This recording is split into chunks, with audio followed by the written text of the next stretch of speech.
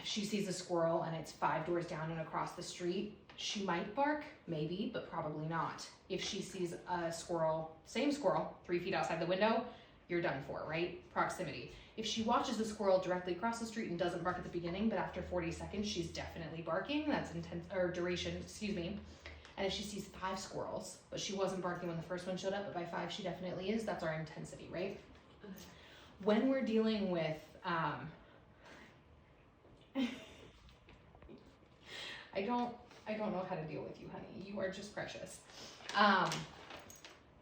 When we are dealing with our stimulus points in organic circumstances. So think about you're walking by a house and there's a dog fence fighting, a dog barking at you from beyond the fence. Your dog might handle it if you stay 10 feet away for 5 seconds if there's only one dog. But if you walk slowly, that 5 seconds turns into 15 seconds. Now you've lost control of your dog and we're in a hot mess. Or if another dog is coming out and you were gonna make it across fast enough, but now you're not because there's more dogs, therefore more intensity in the circumstance, you need to go faster. That's another great time to use quick. Similarly, if there's something that your dog is introduced to for the first time and they're observing it, but they're showing elevated signs of anxiety, they're starting to display those warning signs that we talked about, that's the time to use that quick to get them the heck out of Dodge before they lose it. You can get just enough perspective, just enough distance to calm them down enough to observe it and then stop and let them watch. But what we don't want to do is, for example, come the 4th of July. Ain't no way you're taking them down to Ann Morrison to watch the fireworks, right?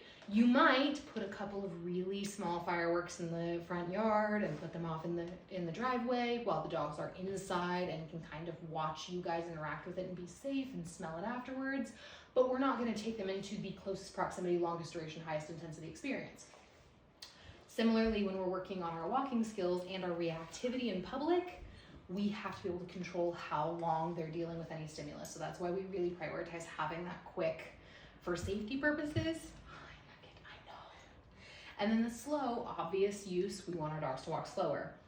However, less obvious uses, if they get spooked and try to run away. Rather than penalizing our dogs for doing what comes naturally, running away from something that spooked them, we give them the opportunity to have an alternative direction. So hey, slow down, look at me, check in. You don't need to be afraid. Rather than turning our anxiety over them trying to run into another reason why they're anxious after that initial, like car backfires, she tries to run away. Super easy for us to be upset that she's running away, right? What's not easy is for us to tell her that because we were upset after she got upset, she shouldn't have been upset in the first place. We want to avoid that cycle. So instead, car backfires, Hennessy, look, slow, slow. Good girl, treat. Another 10 feet, good, slow, treat. Another 10 feet, good, slow, treat. We've kept her attention on us while her body processed that initial anxiety. And now we've moved out of the experience without continuing to escalate it.